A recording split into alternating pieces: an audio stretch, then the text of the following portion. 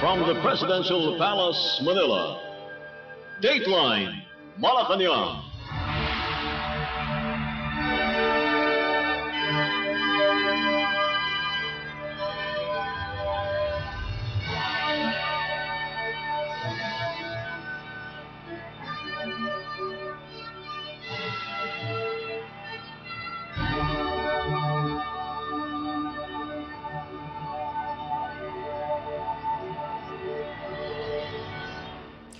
Good day, this is Dateline Malacañang and here are the news.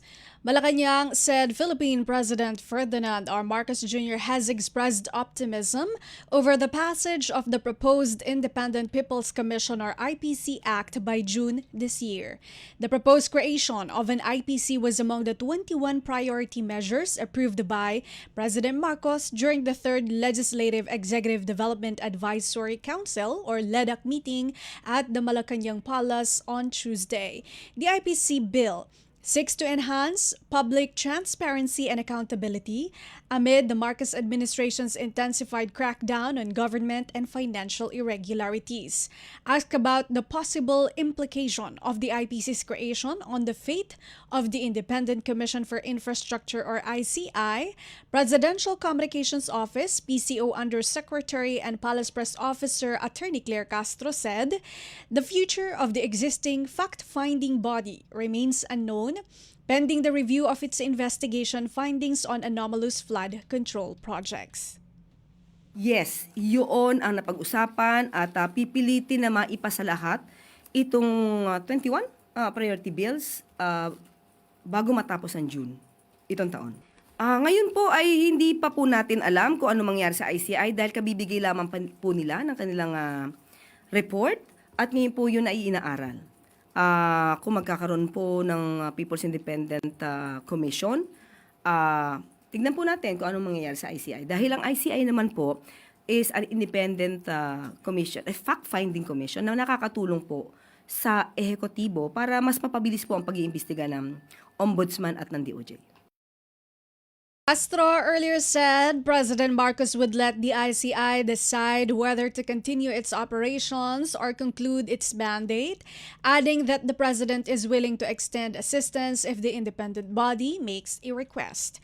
ICI created through Executive Order or EO number 94 issued by President Marcos in September 2025 is mandated to investigate anomalous infrastructure projects implemented in the past 10 years. Dateline Malacañang. Malacañang said the government is studying the possible expansion of the government's Zero Balance Billing or ZBB program to cover pay wards in all Department of Health or DOH-run hospitals. The proposal is in line with Philippine President Ferdinand R. Marcos Jr.'s goal of improving the country's healthcare system. In a press briefing, Presidential Communications Office, PCO, Undersecretary and Palace Press Officer Attorney Claire Castro said, Health Secretary Teodoro Herbosa is now studying the issuance of a Department Memorandum Circular to mandate all DOH hospitals to implement zero balance billing for pay wards for direct PhilHealth contributors. Libreng pay wards o shared room sa mga ospital ng Department of Health o DOH pinag-aaralan ng pamahalaan ni Pangulong Ferdinand R. Marcos Jr. Bilang tugon sa hangarin ni Pangulong Marcos Jr. na walang Pilipinong mahihirapan sa mga paggamutan. Pinag-aaralan na ngayon ang DOH sa pangunguna ni Secretary Ted Herbosa ang paglabas ng Department Memorandum Circular. Mag-uutos ito sa lahat ng DOH hospitals na maging zero balance billing ang mga pay wards para sa mga direct contributors ng PhilHealth. Ang mga pay wards ay iba pa sa basic accommodation na sa kasalukuyang sakop ng zero balance billing. Tututukan po natin ito. Nais ng Pangulo ang mas maganda at mas epektibong healthcare para sa mga Pilipino, para sa bagong Pilipinas. Under the proposal, DOH hospitals would be required to allocate special areas or rooms for PhilHealth direct contributors availing themselves of zero balance billing. The areas are intended to provide better amenities compared to common wards. Dateline Malacañang. Malacañang said the proposed travel tax repeal is one of 21 priority legislative proposals that Philippine President Ferdinand R. Marcos Jr. endorsed through the Legislative Executive Development Advisory Council, or LEDAC. Presidential Communications Officer, PCO Undersecretary and Palace Press Officer Attorney Claire Castro said the President placed a special emphasis on reducing the financial burden on passengers, emphasizing that many Filipinos travel not only for vacation but also for work and emergency purposes. She described how the tax is currently distributed, with 50% going to Tourism Infrastructure and Enterprise Zone Authority or TIAZA tourism infrastructure projects, 40% going to educational support and scholarships, and 10% going to promote culture and history. Concerned that eliminating the travel tax will diminish financing for education and tourism promotion, Castro said that if the proposed bill is passed, the government will make up any funding gaps through the national budget. Castro said that economic managers review the measure's potential benefits, particularly in lowering travel expenses, but that details on revenue impact will be addressed once the bill was properly prepared. Ang travel tax po ay ginagamit unang-una po ang 50% ito ay sa mga TIAZA tourism projects, infrastructure projects. Ang 40% naman po ay educational assistance at scholarship sa CHED. At ang 10% naman po ay para sa pag-promote ng culture and heritage po natin. Ito po ay sa tulong po at sa pagtulong sa National Commission in Culture and the Arts po. Ito naman po ay sumasa ilalim din po sa COA examination. So, hindi lang po kinakailangan na orderan pa sila na magbigay ng kanilang report patungkol po dito dahil ang COA po ay tinitignan din po ang kanilang mga pagre-report. Opo, kapag ka po ito ay nagkaroon ng abolish na po lahat at hindi lang kumbaga deduction lang yung fee, ito naman po ay pupuntahan ng gobyerno, of course, sa pamamagitan po ng GAA. Today, President Marcos emphasized the importance of measures aimed at improving Filipinos' lives, including the expanded Anti-Online Sexual Abuse or Exploitation of Children and Anti-Child Sexual Abuse or Exploitation Materials Act of 2026, proposed legislation against fake news and digital disinformation, and a bill establishing elections in the Bangsamoro Autonomous Region in Muslim Mindanao or BARM. Castro said the president also asked for information on the planned anti-political dynasty law, which he wants passed as quickly as possible. Senator Risa Hontiveros, who attended the LEDAC meeting, said that the Senate has already started public consultations on the anti-dynasty resolution, beginning in Pasig City and continuing in Luzon, the Visayas, and Mindanao. Meanwhile, House of Representatives Speaker Faustino Boji D. III announced that the House would also hold nationwide consultations. President Marcos also reiterated his support for the Citizen Access and Disclosure of Expenditures for National Accountability Cadena Act, the Independent People's Commission Act, and the Party List System Reform Act. Dateline Malacañang. We are temporarily interrupting our Dateline Malacañang news broadcast to give way to the speech of Philippine President Ferdinand R. Marcos Jr. as he lead the MOA signing of DepEd in provinces for a nationwide classroom building program. Mula sa Presidential Communications Office at Radyo Pilipinas, ito ang Presidential Live Event. Presidential Live Event.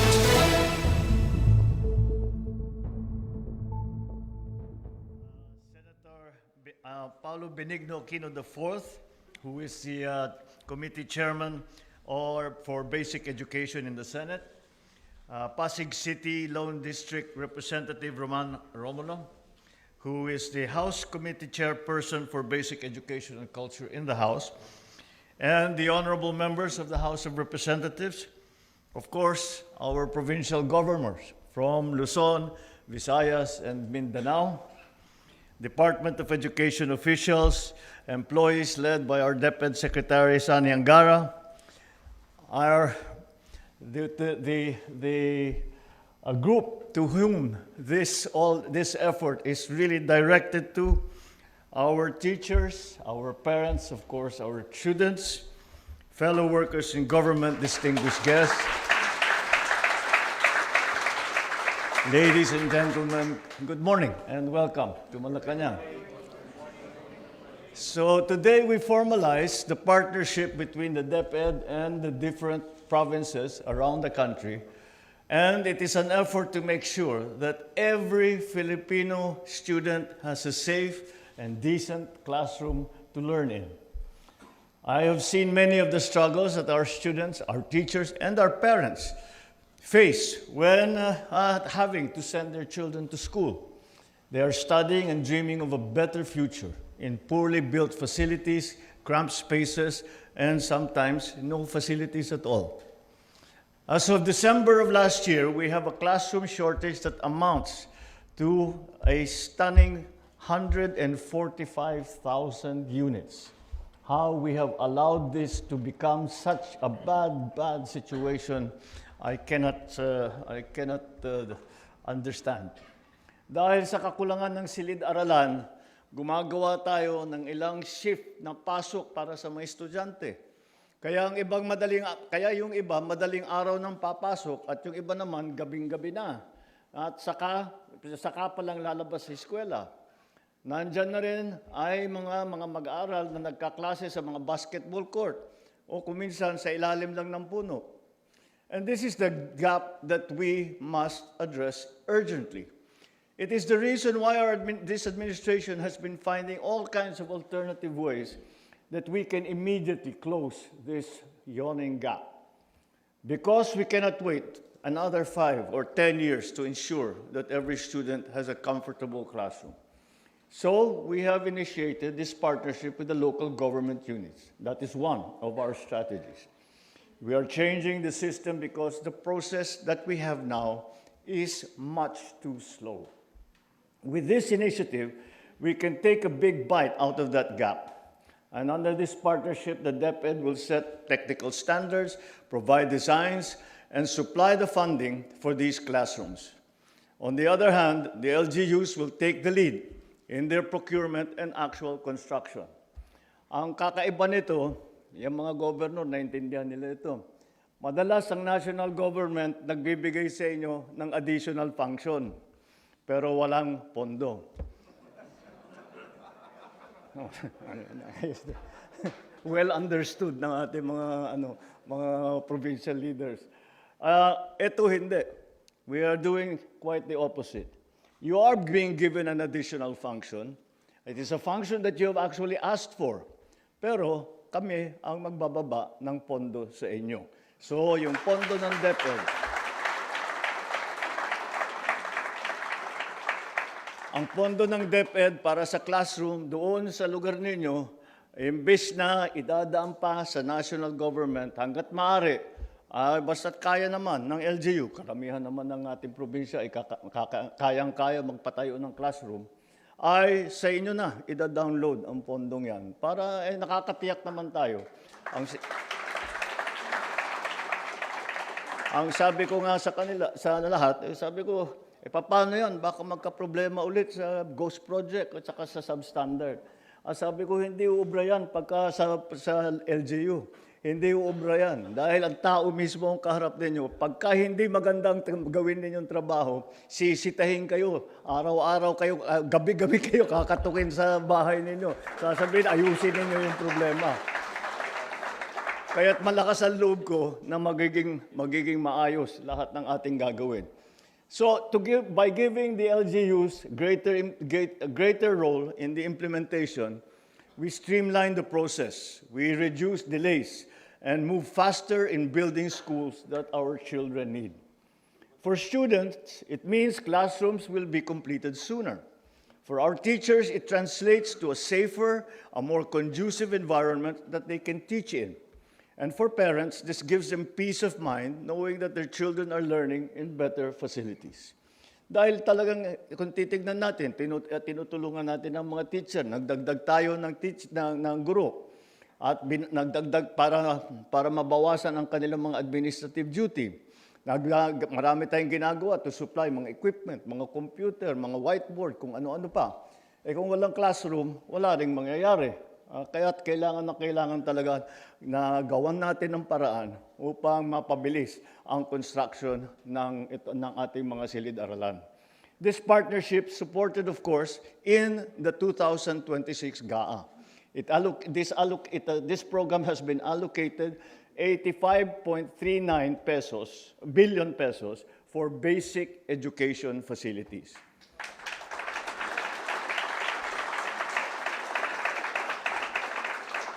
Through this MOA, we are ensuring that these funds translate into tangible results through a strict performance-based framework. More importantly, there will be no final turnover without a written validation from the DepEd to confirm that the project meets our standards. Ladies and gentlemen, we must practice full transparency in implementing this MOA, or any government project for that matter. The challenges that hound our education sector are immense. But now, we have the opportunity to correct at least part of those problems to help our students learn in a better environment. So the first tranche of the nationwide classroom construction program, we have programmed 9.6 billion pesos for this new program. And of this fund, 4.1 billion pesos is allocated for our provincial governments for the construction of approximately 1,200 classrooms. The DepEd will also procure about 2,800 prefab classrooms with an estimated value of more than 5 billion pesos. In total, the first tranche will deliver 4,000 new classrooms nationwide, which we hope will directly improve the daily learning and teaching experience. The DepEd is also working on PPP partnership schemes to help build the classrooms that we need to bring us closer to bridging this gap. Ngunit, upang maihanda ang ating mga mag-aaral sa hamon ng mundo, kailangan din natin pagtuunan ng pansin ang pagkakaroon ng sapat na koneksyon ng internet sa ating mga paaralan. Sa kasalukuyan, halos 34,000 pampublikong paaralan na ay may connectivity na sa internet. Ganun pa man, meron pa rin mga paaralang wala ring koneksyon at mayroong ding umaasa lamang sa mobile data. Hangad natin makonekta ang mahigit 14,000 paaralan, kabilang ang mga unserved at saka underserved schools, lalo na sa mga malalayong lugar. Kasabay ng pagbubuti ng ating mga pasilidad at koneksyon sa internet, pinapalakas din natin ang mga learning recovery program para sa ating mag-aaral. Sa ilalim ng ARAL program, nakikita na natin ang pagbuti ng kakayahan sa pagbasa at pagkatuto ng mga bata. Kaya pinapalawak pa natin ito. It's only the beginning. We will continue to provide all the support that our children need. Mga kababayan, naniniwala ako na kapag nagtutulungan ang pambansang pamahalaan at ang lokal na pamahalaan, mas malinaw, mas mabilis, at mas ramdam ng mamamayan ang resulta, lalong-lalo na sa edukasyon. And that is why I have pledged that for the remainder of this administration, we will prioritize, first priority will be education.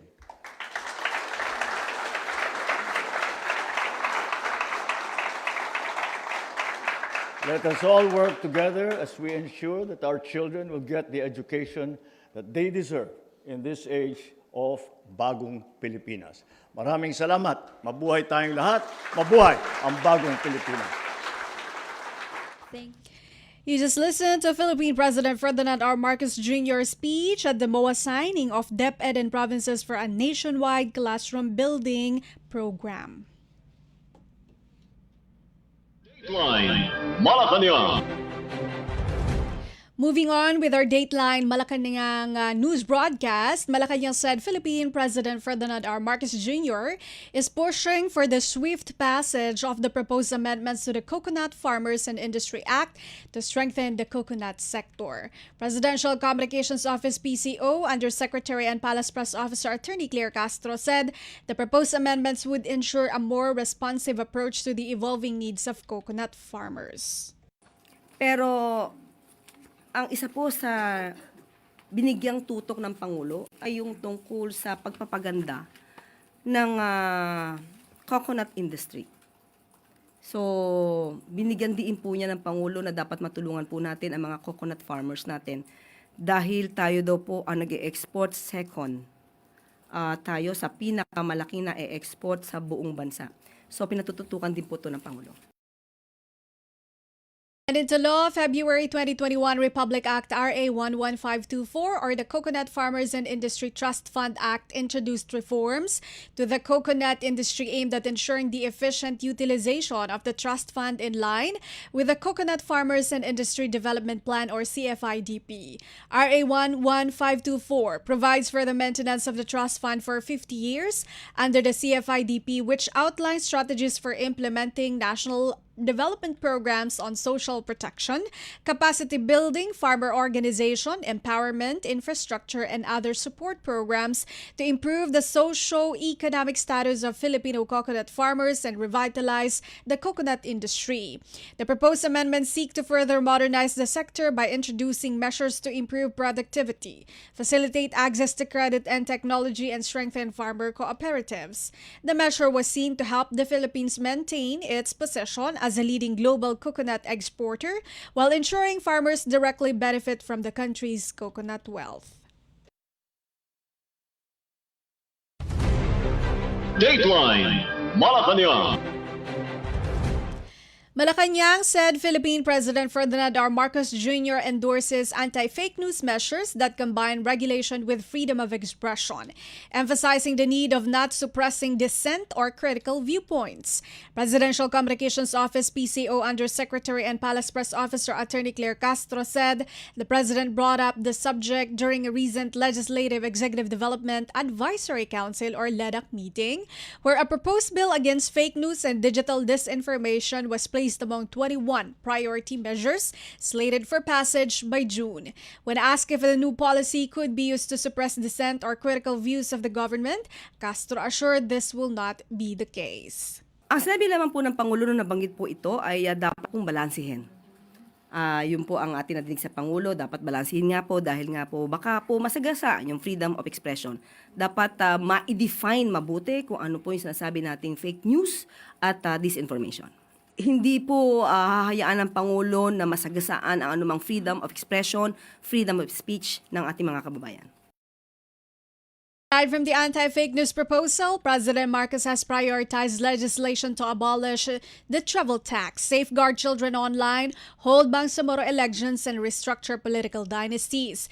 Regarding the proposed anti-political dynasty measure, Castro said that the President has yet to support particular provisions because Congress is currently conducting public consultations. She said President Marcos will decide which version to support once lawmakers finalize their plans. Sa ngayon po ay nagkakaroon pa lang po ng consultation ang Kongreso.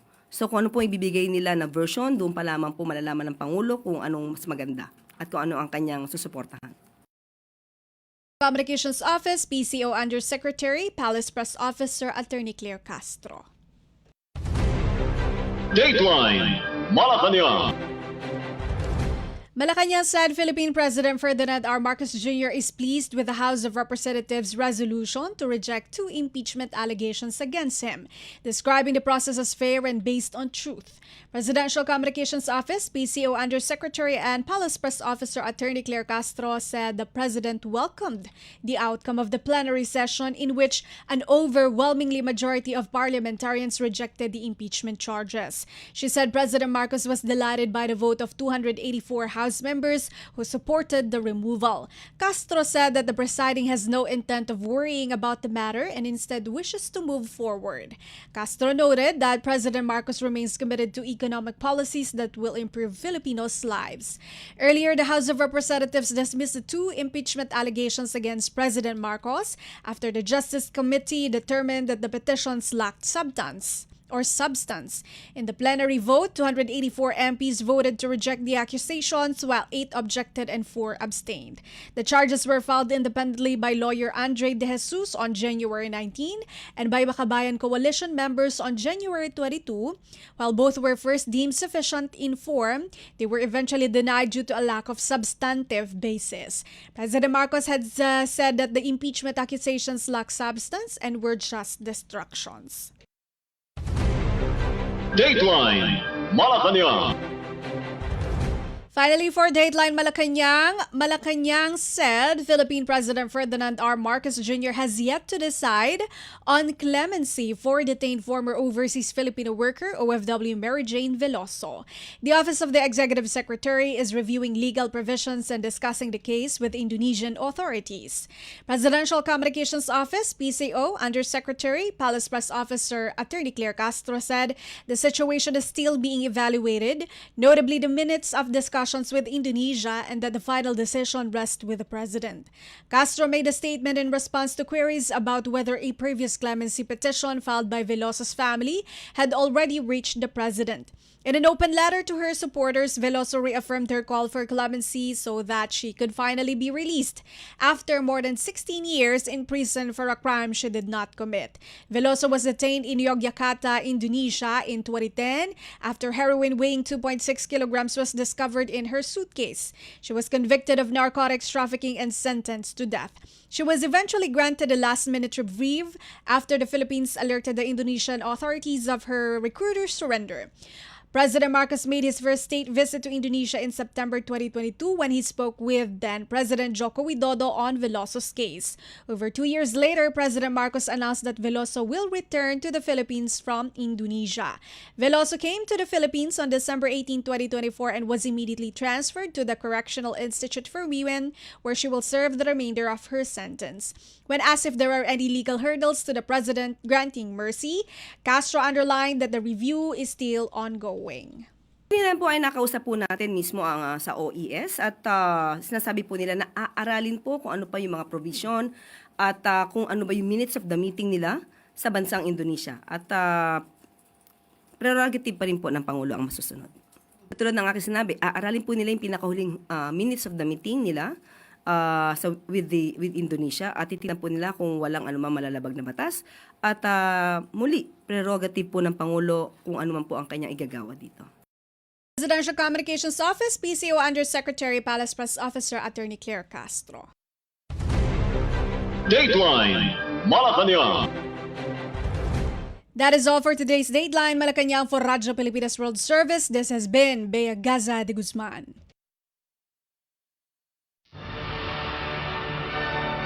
From the Presidential Palace, Manila, Dateline Malacañang.